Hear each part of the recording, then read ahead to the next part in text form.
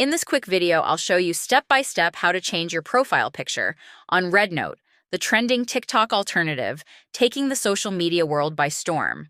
Whether you're rebranding your account or adding a fresh look, updating your profile picture can help you express yourself and attract more followers.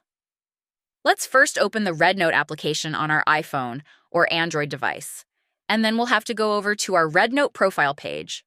We can do that by tapping on this Me option at the bottom right corner of the screen, and we're now on our profile page. The next step is to open the profile editor. So find this button that's called Edit Profile, and once I click on that, it will open another page where we can edit our account information. We can change our name and other things.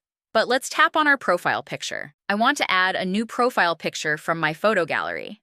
So I'll select the first option, which is this Upload New Avatar, and that will open our photo gallery, where we just want to select our new RedNote profile photo.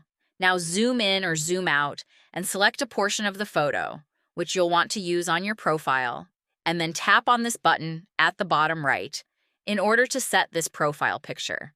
That is essentially it. The last thing is to save our changes, and your RedNote profile will now have a new profile picture. Thanks for watching and enjoy, everyone.